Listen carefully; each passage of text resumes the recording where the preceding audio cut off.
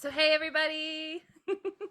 I am Amanda Ananda, the Tantric Mama, and it is a true honor of mine to have the incredible Fredrick Zal here to introduce you to him.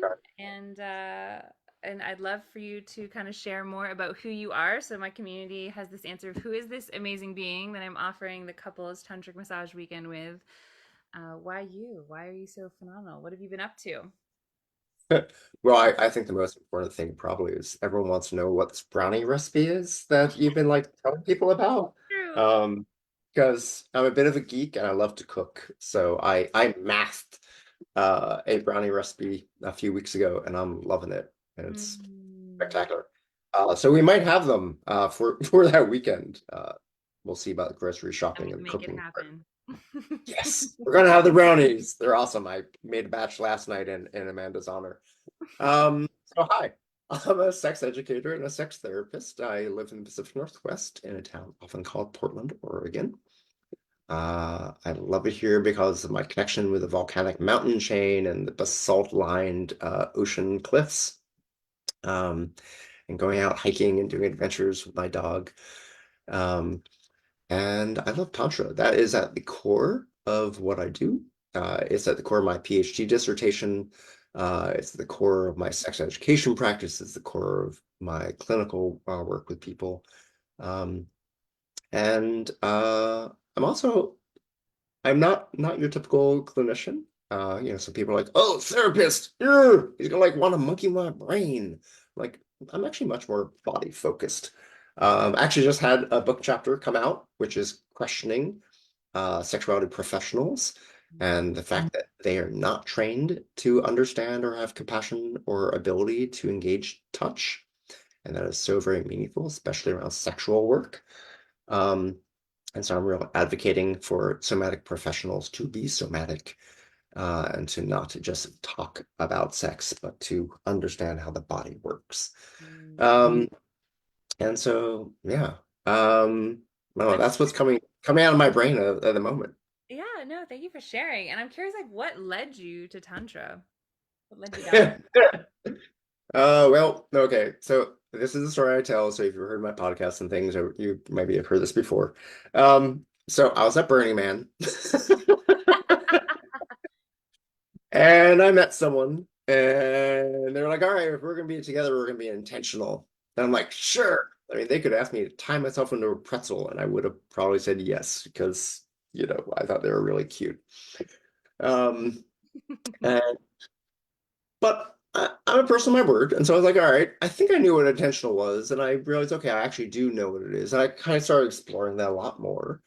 And so the intentionality of my life and journey that was seeded by that person, it put me onto the path of both Tantra and yoga, which in my mind are actually the same path, but in the United States, we use these words that seem to be more disparate than those interrelatedness. Mm. Um, and so, yeah, they lived in San Francisco and I live in Portland. And so I think it was like every other week, either I would fly them up here or I would drive down there. Um, and the Agama Institute, which is based out of Thailand, which has definitely had some uh, interesting press coverage over the years. Yes. Swami Vivekananda was doing a world tour. And so they were in Portland, and then the next week they were going to be in San Francisco. And so I was like, hey, so like there's this Tantra thing, and like it's here and then it's there. So how about if I do it here and you do it there? And then like when we get together next time, we can do like Tantra stuff. And they agreed. And so I went on my own to Swami Vivekananda's weekend workshop. And it was very meaningful to me. It resonated with me on many, many levels. Um, and it started me down this very simple path. A little very basic epiphany that I like being with someone who has some clue in the bedroom. Like they have some experience, they have some knowledge, some insight, some dreams, some passion, some something. And then a millisecond later, I was like, oh, right. Someone else would probably want me to have a clue too. I gotta learn stuff. And so I dove in. Um, I actually have to tabulate my continuing education hours for some of my certifications coming up, and so I'm not sure what they are. But I've done thousands and thousands of hours of continuing education. It started off around kink and tantra, and so my website, Tantric Kink, sort of sprouted out of that. I do not think of them as separate things. I think of them as one thing. I understand that in the dualism of the world, people think of them as separate. I will happily connect them in a way that feels joyful for folks. Um, but yeah, I just started learning a whole bunch of stuff and figuring out what felt good, trying things on just to experiment, be like, yeah, not so much, or maybe this, but in a different way. And so, yeah, I'm just exploring stuff. I'm a curious person. I'm ridiculously curious in both the noun and the verb form. Um, and so, uh, I would ask teachers questions. And so that led to me becoming friendly with some of my teachers, which led to them being like, hey, how about if you be on a panel discussion with us? Hey, how about if you co-teach with us? And I was an architect for 30 years.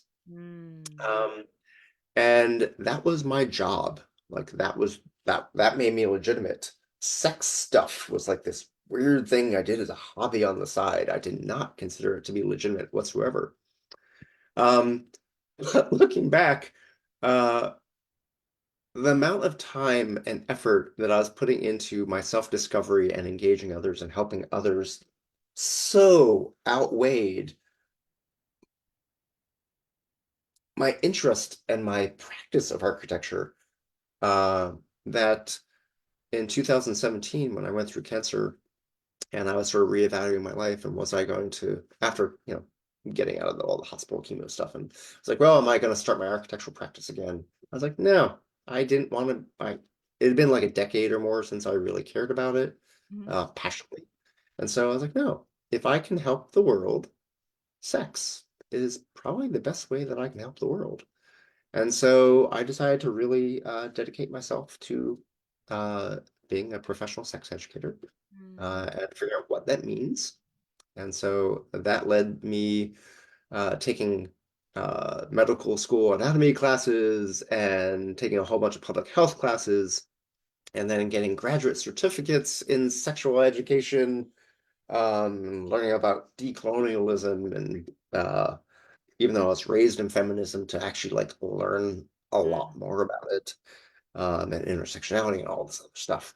Mm. And it led me to working towards my PhD in clinical sexology. And so, as I mentioned earlier, so my PhD dissertation is rooted in Tantra. Um, that is the buzzword. It's a much bigger picture. It also swirls into Buddhism and other things of that sort. But for convenience, you can say that the root of my PhD dissertation is in Tantra. Mm. Hey, Thank you for how's that sharing work for you? that. Yes. Um, so you can all see why I was drawn to invite Frederick to teach with me. Um, I would love for you to share, like, if you could distill, and I know this is such a huge ask, I'm aware because people have asked me, and I'm like, but if you could distill, like, the most potent teaching of Tantra that you've embodied in yourself or in your personal relationships, what would be like if I had 30 seconds, 1 minute, what would you share? Well, What would be potent to take away? may I first start by giving you a compliment and looping you into my answer for this?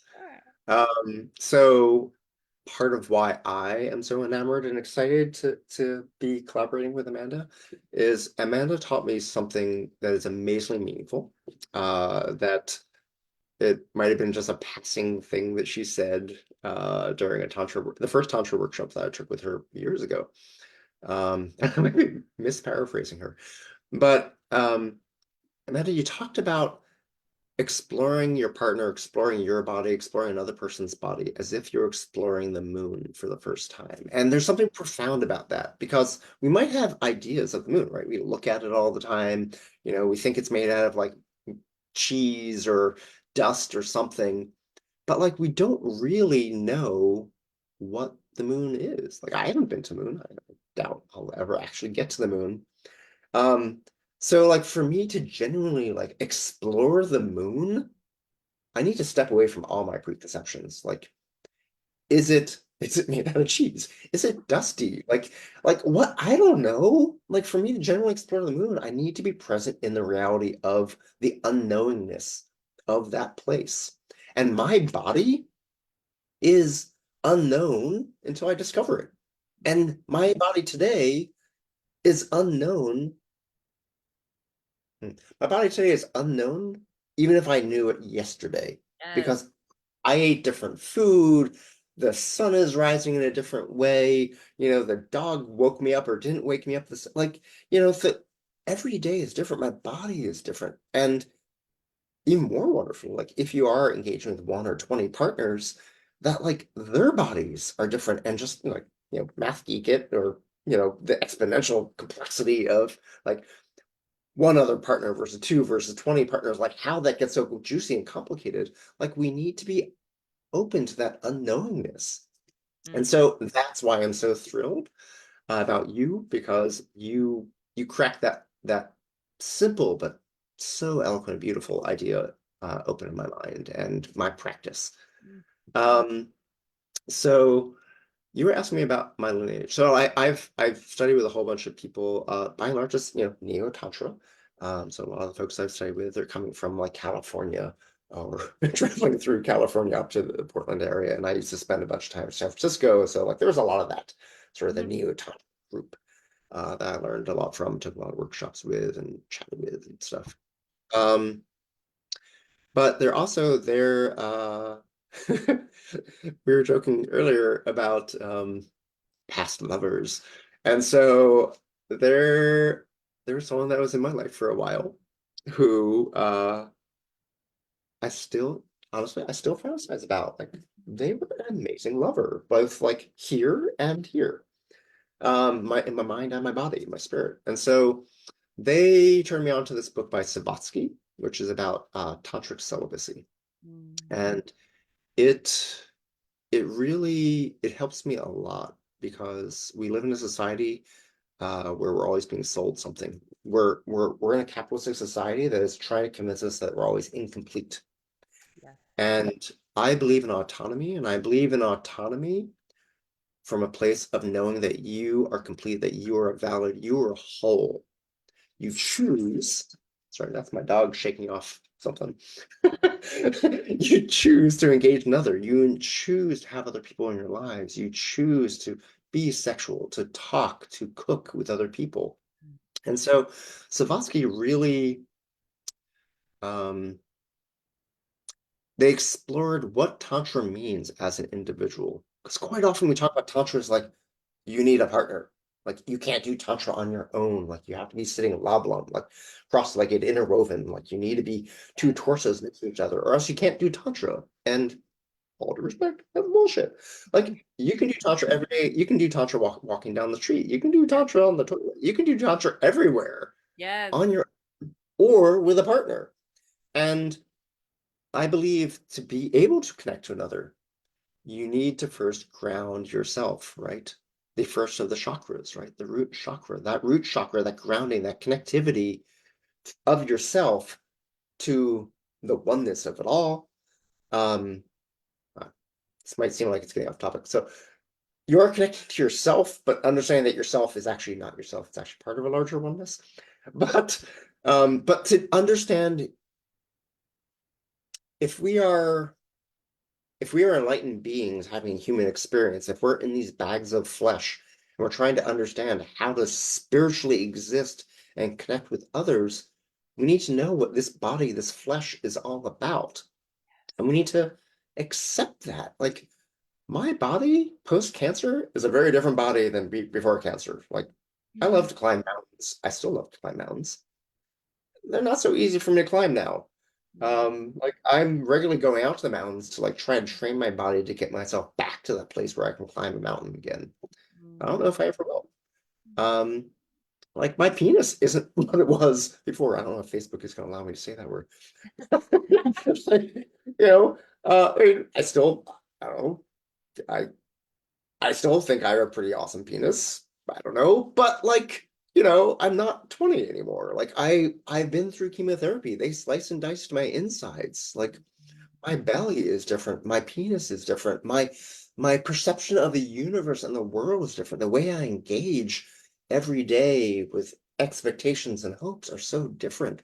And so to know yourself first, you then can potentially have a meaningful offer to another of what you are offering to them because you know what you are and what you have to offer, and you can make requests. And that person might not be able to do it.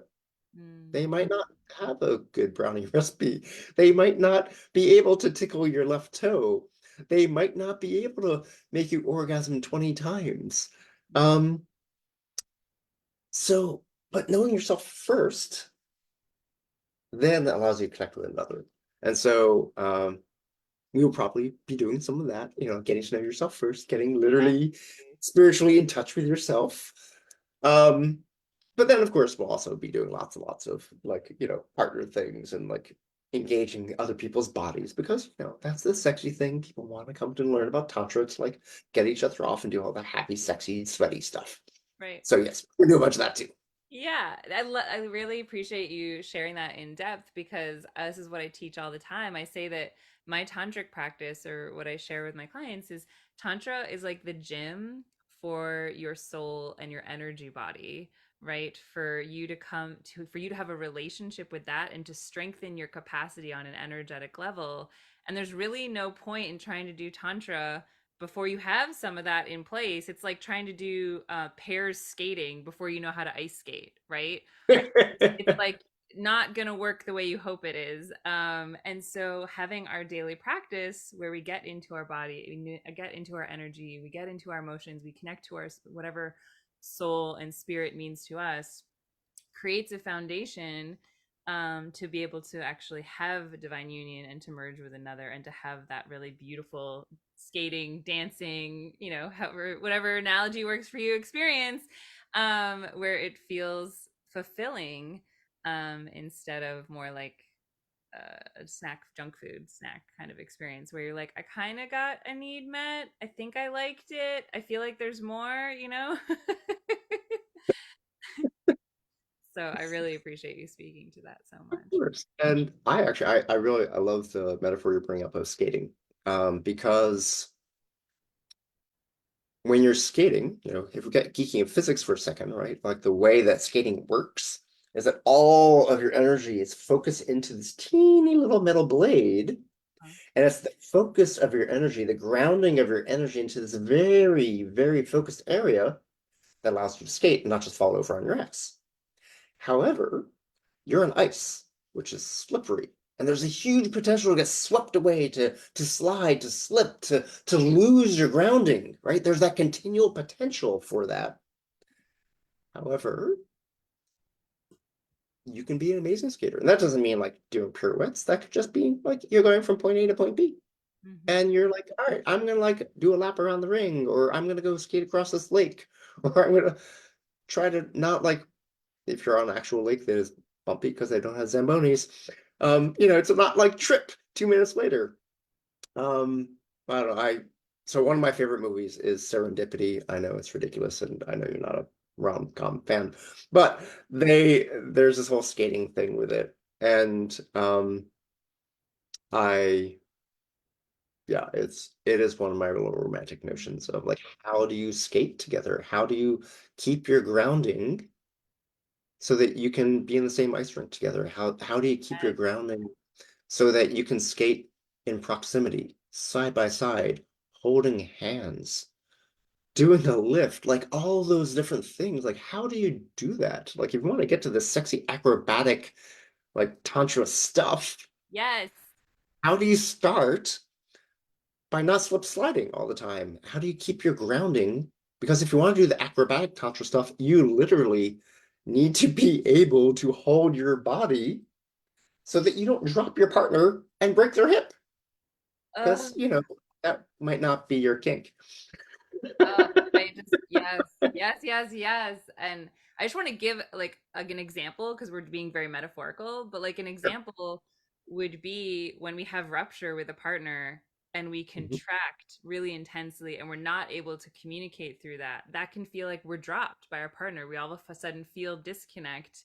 It's painful. It's like hitting the fucking ice, right? So, Yep. um, yeah, I just, yes, yes. Yeah, and I think part of the rapture, the orgasm, like whatever the words you like to use around that, like part of that is, I think the society we live in, this capitalistic world, people have maybe heard of the body keeps the score book, right? We hold tension in our bodies, and the key to releasing that tension is vulnerability and presentness. And so in those moments of rapture, it's beautiful, but you're vulnerable. You're really vulnerable in that moment. Like your belly is exposed. Mm. And you potentially have like some wild creature that is gazing down upon you while your belly is exposed, literally exposed. And so to be able to be vulnerable, like in that moment in a society that teaches us that we shouldn't be vulnerable, you need to feel safe. You need to feel as safe as you can be. And that starts with self and communication with that partner so that you can do all the sexy, awesome, rapturous things. And I think that's really what we hope people walk away from our couples tantric massage weekend, right? Is how to create that sense of safety within self and within your partnership so that you can go to those depths of vulnerability and revealing and harmony and intimacy. And as a cherry on top to all of that yumminess, orgasms. Full body rapture. Yes. I am really, really excited about us teaching together. And I hope everyone who comes to the weekend is thrilled as well and looking forward to it. It's going to be an absolute amazing, amazing retreat. Um, and so yeah, uh, Yes. I, I look forward to talking to you about this for hours and teaching with you, and we could go on for hours and hours. But I don't know. Do We you have gave a them a little question? taste. Yeah, A little we gave taste, a little a little starting taste place. there. And so if you guys are interested, I'm going to post the link below if you want to learn more about the weekend and how to sign up, what's it all about. And if you have any questions, feel welcome to reach out to me and I'm happy to answer them. And to just remind you all that the early bird ends this Sunday. So if you want to get a $135 discount on your couples ticket, get in before the end of the weekend. So grateful you made time to talk to me and My share yourself pleasure. with Thank you us. kindly. This is delicious. I can't wait for more. And I wish you all that were able to watch a beautiful rest of your weekend. Much love, everybody. Ciao. See you in a few weeks.